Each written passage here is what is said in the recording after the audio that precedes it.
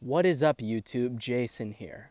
And if you have been watching my channel, following my channel, you will know that I have been reading Crime and Punishment. And I have already done a video on what is driving Raskolnikov towards murder. But I am curious of a question posed by Ivan Karamazov and the brothers Karamazov. And leading with this question, what further insights can we gain about Raskolnikov? To help me answer this question, I am using characters also from Notes from Underground and the brothers Karamazov to compare to the character of Raskolnikov.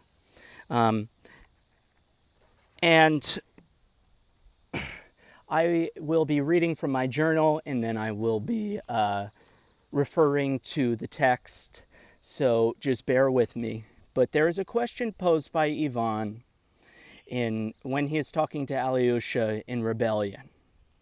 And he says, "The question is whether this lack of ability to love is due to men's bad qualities or whether it's inherent in their nature. To my thinking, Christ-like love for men is a miracle impossible on earth. He was God, but we are not gods." So this is a question of nature versus nurture. And I would like to take a stab at it, obviously, as it relates to Raskolnikov. And the question of nature versus nurture, in terms of, we want to look at men who commit vile acts, especially murder, and to ask, whether they inherit a propensity for violence or are molded by their environment to be callous killing machines. So to answer this question, I'd like us to think about three of Dostoevsky's characters and ask what it is they have in common with one another. So you have Smerdyakov from the brothers Karamazov. You have Rodion Raskolnikov from Crime and Punishment. And then you have the underground man, the nameless narrator from Dostoevsky's Notes from Underground. So they're all intelligent men living in Russia during the late 19th century, when utilitarian ideals are on the rise. They all lack a strong, capable, and loving father figure. Raskolnikov's father has died. We learn this while he is reading the letter he receives from his mother. And she implores him to think of happier times. Smerdyakov is the illegitimate son of Fyodor Karamazov and Lizaveta. And while all his brothers are treated not necessarily with respect by Fyodor, but they are granted the luxury of being his legitimate children in the sense that they are the ones who are going to inherit his fortune. Smerdyakov is left as the lackey, the valet, and the servant of the house, who essentially has to wait on the ranting, raving, abusive drunkard that is Fyodor Karamazov. And, the underground man is an orphan who is sent off to school where he is bullied relentlessly. All suffer from a sense of loss, betrayal by those meant to care about them the most, and a unique personal tragedy that causes them to recede inward. Okay, and so just flipping back in my journal. God is not a center point for any of them, but ideas. Ideas assessed in isolation, which make them rigid and calcify the heart. They become stuck in their ways and are less adept to consider others' perspectives and therefore less likely to treat others with compassion. They spend all their time recapitulating yesterday's events, which only ensures more days of a similar design come to pass. It's like trying to think your way out of a panic attack. The more you ruminate about the source of your apprehension, the greater your anxiety grows, prolonging your suffering until some new stimulus is introduced and can snap you out of it. These men become restless. They're desperate for change, yet too cowardly and stubborn to act, so their subconscious takes control. It suggests a walk through deserted streets where a coincidence may be misinterpreted as a sign, a call to action, right? And now I am going to read to you from Crime and Punishment, in which Rodion, so it's sort of foreshadowing this coincidence that he recalls with great superstition, and it was sort of the turning point. And that's obviously seeing the younger Alionia sister, the kind one, at the marketplace, right? And learning that she is going to be gone from the apartment sometime after 6 p.m. So he recalls, later on, when he recalled that time, and that happened to him during those days, minute by minute, point by point, he was superstitiously impressed by one circumstance, which, though in itself not very exceptional, always seemed to him afterwards the predestined turning point of his fate. He could never understand and explain to himself why, when he was tired and worn out, when it would have been more convenient for him to go home by the shortest and most direct way, he had returned by the Haymarket, where he had no need to go. It was obviously and quite unnecessarily out of his way, though not much so. It is true, it happened to him dozens of times to return home without noticing what streets he had passed through. But why? He was always asking himself, why had such an important, such a decisive, and at the same time such an absolutely chance meeting happened in the Haymarket? Okay. So as you see, a coincidence is taken as a call to action, because these men are so desperate for change and so fickle. Their sense of self has been erased, and resorting to sort of acting on impulsive passion, which I will later touch on. Okay, so the time is now or never, their inner voices say. And just like that, all rationale and regard for others is swept up in the wave of impulsive passion, right?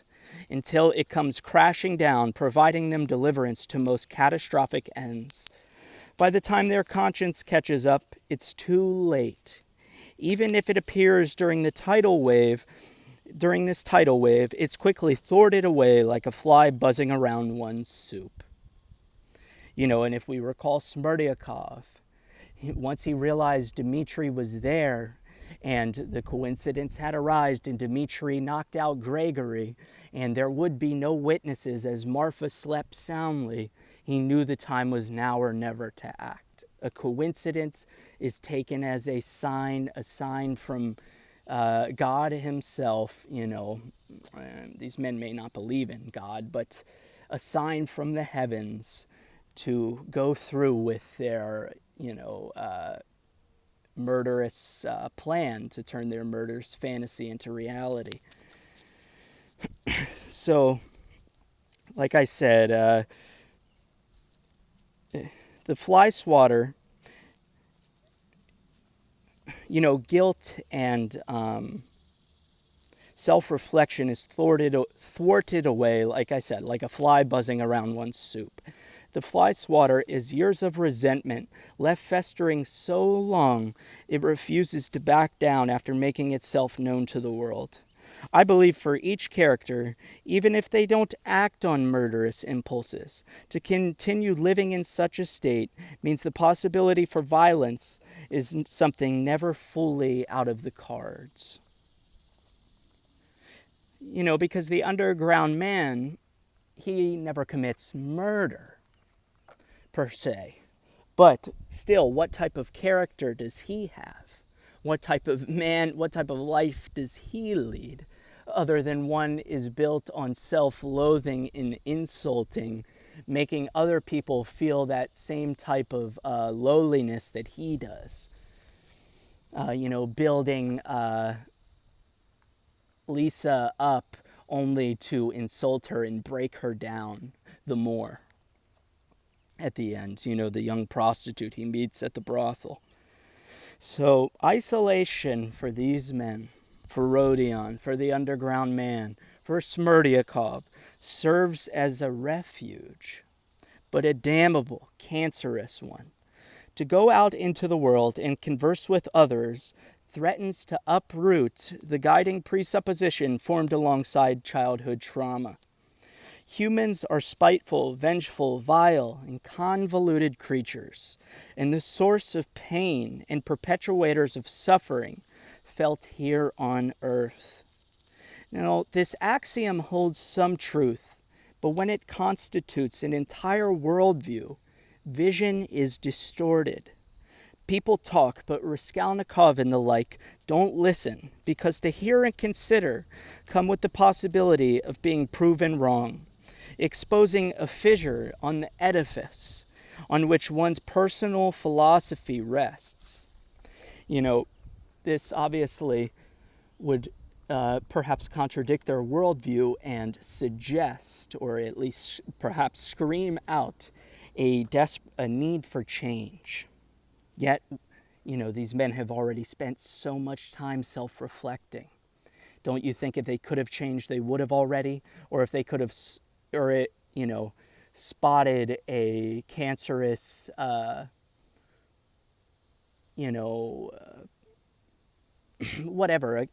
cancerous thought process, that they would have already tried to eradicate it. They've self-reflected. They've already undergone so much self-reflection, societal reflection. Perhaps what if there is nothing to change? This is where the underground man's notes may be served as a bridge for understanding Raskolnikov. Okay, so I am going to quote the underground man next. Just bear with me as I keep reaching for my text. So the underground man tells us, "And yet in the beginning, how much torment I endured in this struggle. I did not think that this happened with others as well, and therefore kept it to myself all through my life as a deep secret. I was ashamed. Perhaps I am still ashamed, even now. I reached a point where, trudging back to my corner on some foul Petersburg night," it should be said that Raskolnikov is the same with him. There's many parallels between Raskolnikov and the underground man. He also is in Petersburg. He also lives a shameful existence. He also keeps everything to himself. Perhaps the underground man is a bit more conscious and can spot, like I said, cancerous thought processes within his mind, but still, there's many parallels between the two.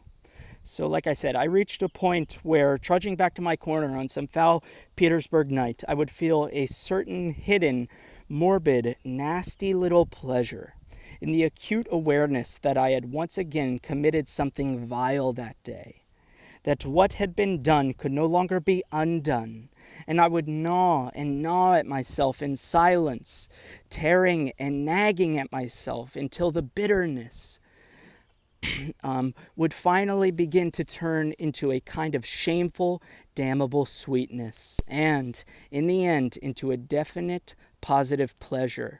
Yes, a pleasure. I stand by that.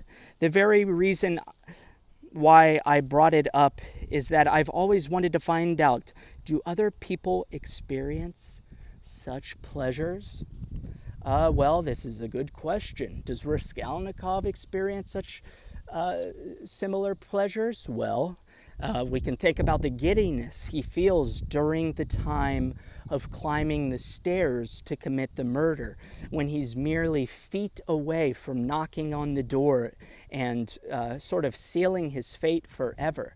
There's a giddiness and a almost joyous ecstasy that arises within him. He's also, there's a swarm of emotions going on. He's also anxious and scared, but he's also happy and giddy. So, but this damnable sweetness that the underground man alludes to, it's very possible that Raskolnikov is furthering his own degradation and learning to look at it as a positive thing, or as drawing some sort of sweetness from it. I will explain it to you. This pleasure comes precisely from the sharpest awareness of your own degradation, from the knowledge that you have gone to the utmost limit that is despicable, yet cannot be otherwise, that you no longer have any way out, that you will never be a different man, that even if there was still time and faith enough to change yourself, you probably would not even wish to change. And if you wished, you would do nothing about it anyway, because, in fact, there is perhaps nothing to change too. Okay? So, could Raskolnikov even change if he wished to change? Well, I believe he could, if he would merely step outside of his own mental prison, but learning how to do so and continuing to do so until old personalities, cancerous personalities, may be built over top of, and you can sort of get in a new routine other than undergoing some type of self-imposed isolation and brooding on all the transgressions ever done to you. But this is, not an easy task, especially when you're already have sunk so deep into your own personal mire, and you feel as though there is nowhere left to turn. Marmeladov says a man needs somewhere to go. And Raskolnikov certainly has nowhere to go, nobody to turn to. All right, so let me find my place once more.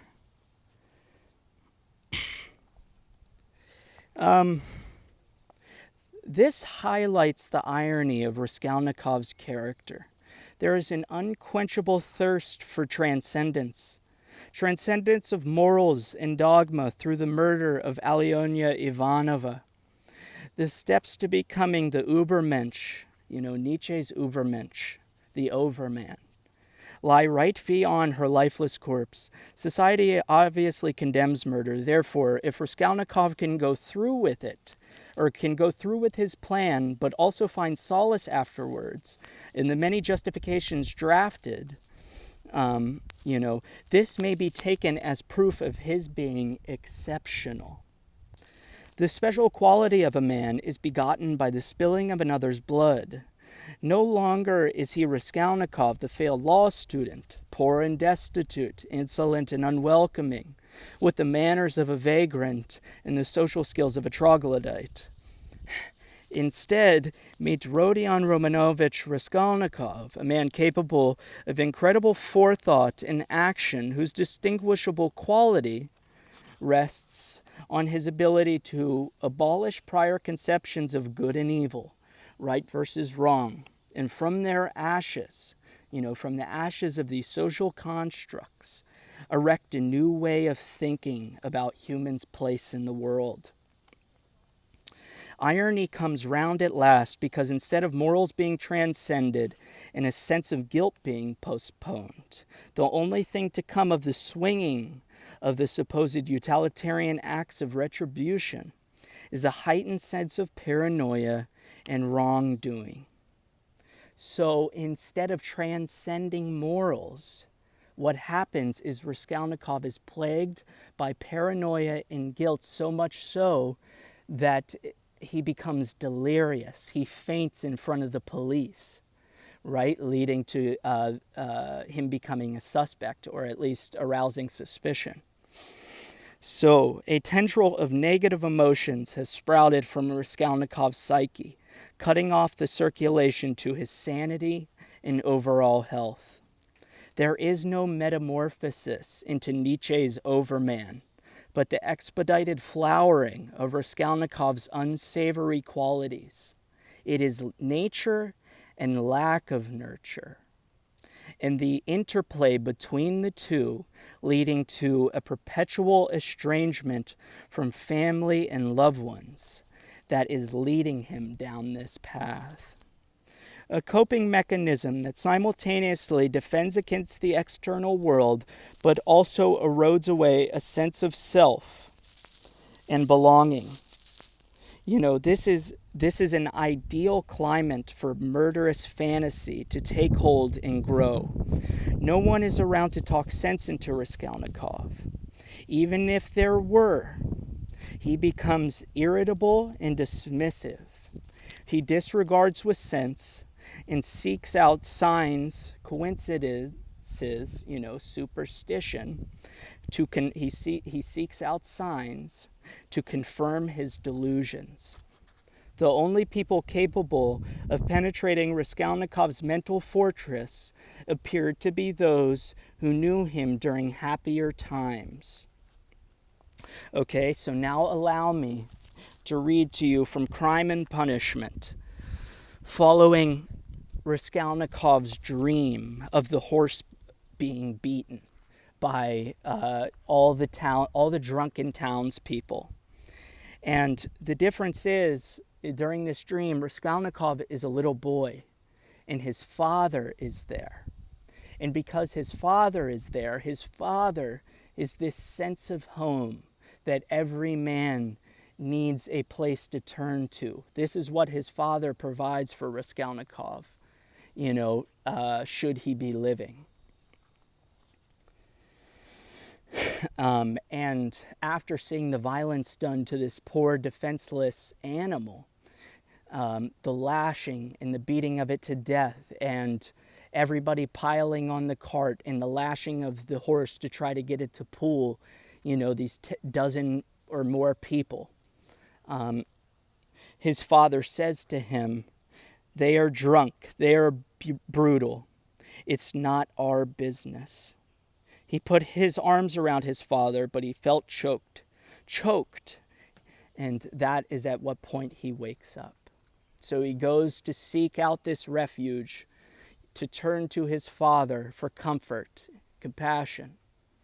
And his father is not there. This is the fear.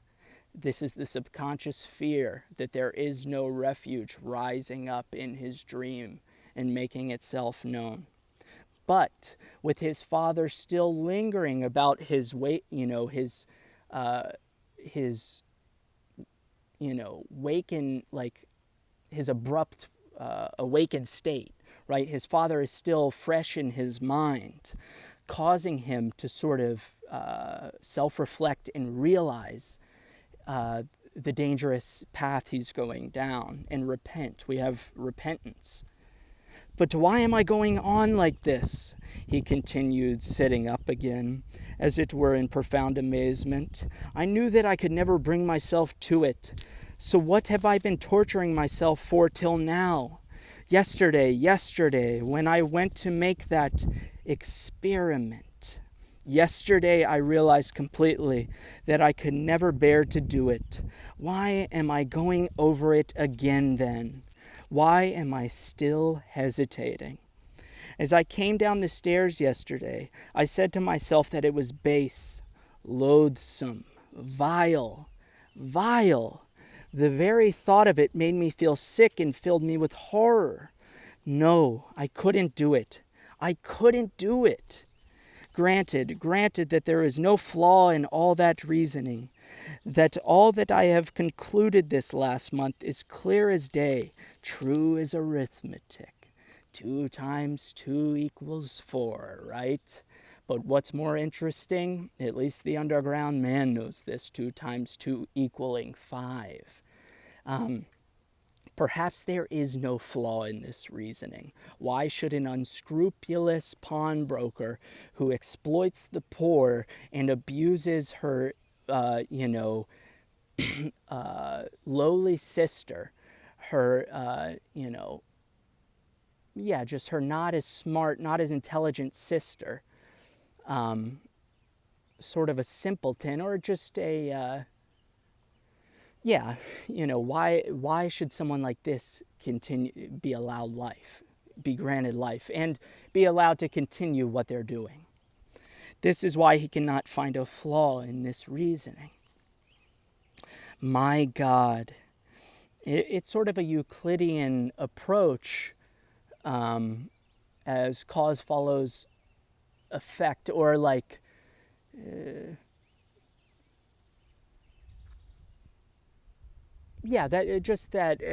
Raskolnikov, he's going to find the justifications he's looking for. And I later touch on this, but let me keep reading.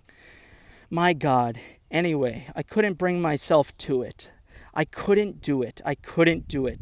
Why then am I still... He rose to his feet, looked round in wonder, as though surprised at finding himself in this place, and went towards the bridge. He was pale, his eyes glowed. He was exhausted in every limb, but he seemed suddenly to breathe more easily. He felt he had cast off that fearful burden that had so long been weighing upon him. And all at once there was a sense of relief and peace in his soul. Lord, he prayed, show me my path. I renounce that accursed dream of mine. And then later on, just a paragraph later, you have the coincidence of seeing the other Alyona sister at the marketplace. That is the final, which is the turning point, leading to double homicide, right?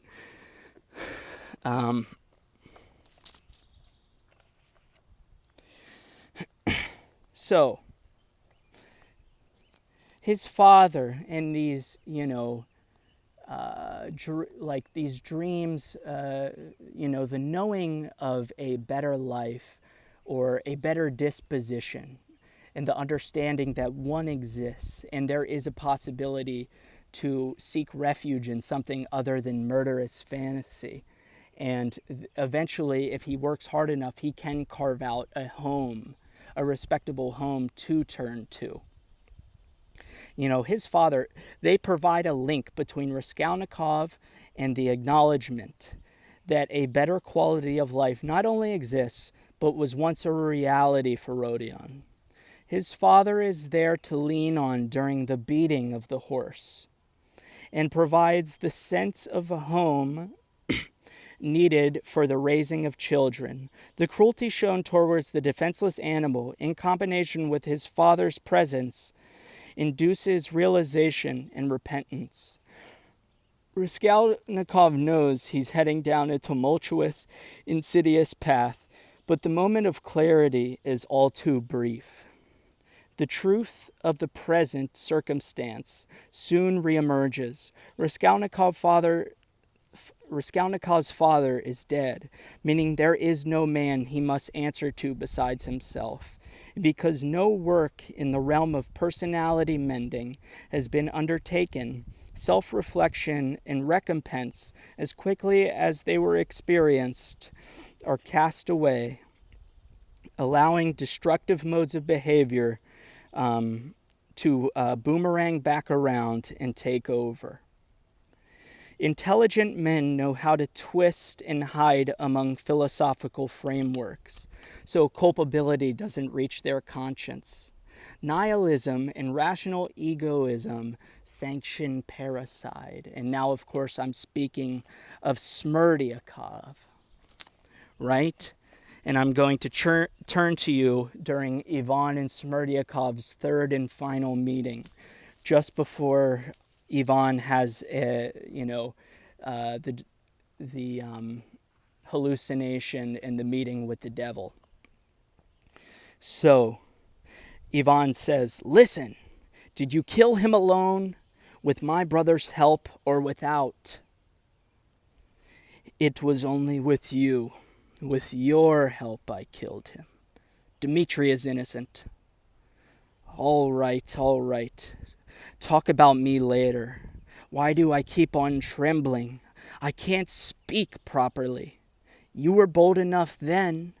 You said everything is lawful. But how frightened you are now, Smerdyakov muttered in surprise. Everything is lawful.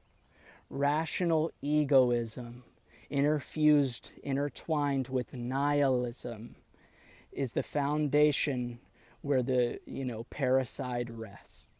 The murdering of one's father. And obviously this, Smerdyakov is trying to throw the blame onto Ivan to make him a, complicit, show his complicit participation. He's a complicit accomplice, to murder, right? And then for Raskolnikov, utilitarianism and the extraordinary man theory are the noose which conceal and carry the axe and grant the strength to strike it down.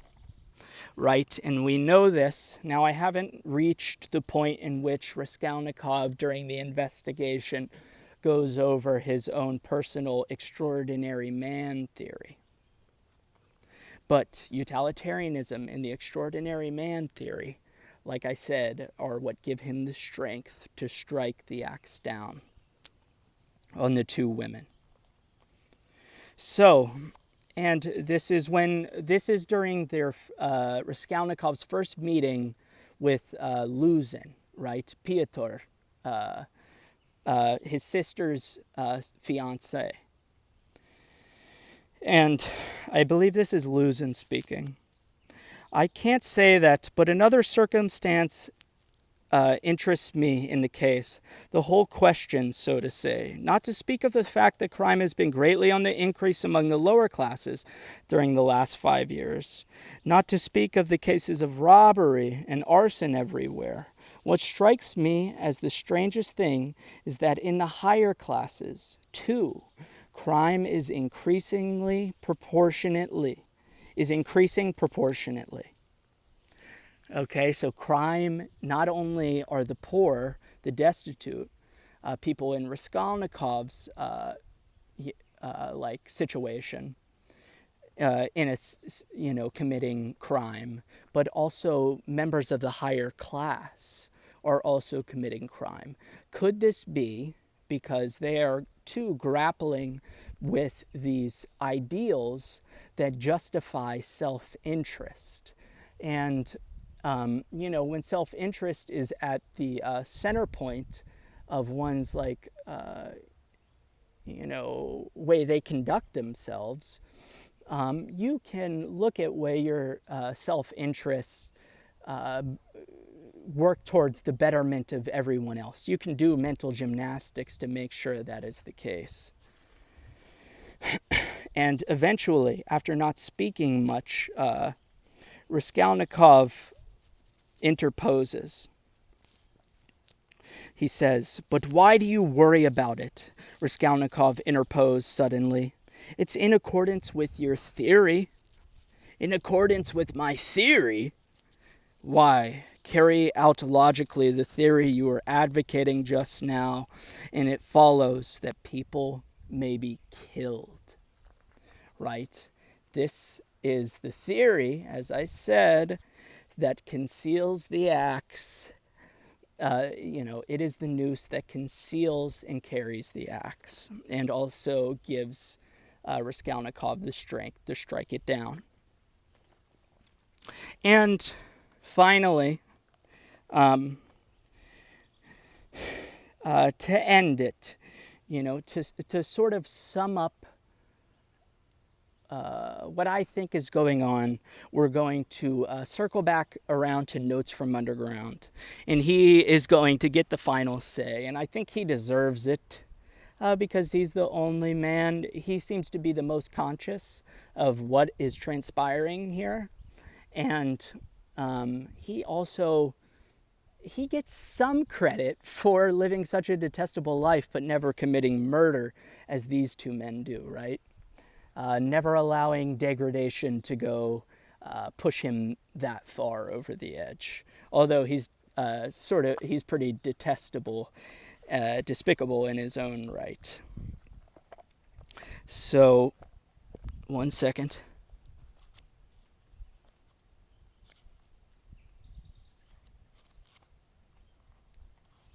All right.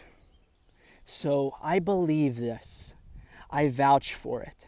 Because all of man's purpose, it seems to me, really consists of nothing but proving to himself every moment that he is a man and not an organ stop. Proving it even at the cost of his own skin, even at the cost of turning back into a troglodyte. After that, how can one resist the temptation of boasting that it still isn't so, that man is still not a piano key, that human desires still depend on the devil knows what? You shout to me, if you still deign to shout to me, that nobody is depriving me of will, that the only thing in question is to arrange things in such a way that my will itself, by its own free will, shall coincide with my normal interests, with the laws of nature, with arithmetic. Ah, gentlemen, what kind of independent will can there be when it comes down to graphs and to arithmetic, when nothing counts but 2 times 2 makes 4? 2 times 2 will be 4 even without my will. Is that what you call man's free will? So, in somebody said, as I will, touch on in just a moment, someone who is in these type of circumstances, so ashamed and so embittered, and so their life is so prearranged. Man is all he is concerned with at any given moment is proving to himself and to society that he is a man and not an organ stop, right? And so finally, to conclude things, an embittered, resentful, and think of a piano key as a man, right? An embittered, resentful piano key is a dangerous thing. A man whose entire self-worth is sculpted by the footprints of others who tread upon him, A man whose entire self-worth is sculpted by the footprints of others who trodden upon him when the ground is muddy and shoes can't afford to be stained, are likely to choose prison over freedom on account of residing, and they're likely to choose prison over freedom because residing in a cell is a way of actualizing the mental confinement they already endure. So for such a man to prove to himself that he is a man and not a piano key, when he finally gets this idea, he needs to prove that he is a man and not just a stepping stone as people climb their way up the social hierarchy, or he is a tool for people's reaching their desires, or whatever. Somebody who has such resentment as crime and as Raskolnikov, as Smerdyakov, this resentment is going to fuel murderous fantasy, or at least some type of violent or abusive, whatever fantasy. And I really think It is nature and lack of nurture. It is, like I said, it is the interplay between the two. It is a temperament that leans into isolation when, faced with some type of overwhelming trauma, overwhelming tragedy, right? And in this isolation, shame, degradation, resentment, spite, they all start bubbling up in this cauldron in the man's soul. And eventually it's going to reach a point where it spills over. And when it does spill over, when a man does decide he can't take it anymore, and he is going to prove to himself in the world that he is a man and not a piano key, when this happens in such men as these, murder is a likely outcome, okay? So yeah, that has been my video on nature versus nurture in terms of Raskolnikov and using the underground man and Smerdyakov to help compare and contrast and to answer the question. This really could be an entire college paper. I really should look into peer-reviewed articles and try to take this further, see what experts have to say on the matter, and then see perhaps where they're, because I could just be reiterating what is already laid out. I'm not entirely sure. If you spend a lot of time thinking, you will see that people oftentimes have the same idea, and an idea that you have that you think is groundbreaking, even if you did think of it seemingly all on your own. The thing is, the mechanisms and the inspiration that are driving that idea, because we live in such a world that is experienced by many, right? And similar experience is common. You're often to have the same ideas, even if you never knew somebody. And even if these ideas came about to you through your own lived experience. The thing is, we all take in a certain degree of the same culture. And so yeah, ideas are never experienced, never come about, never arise in a vacuum.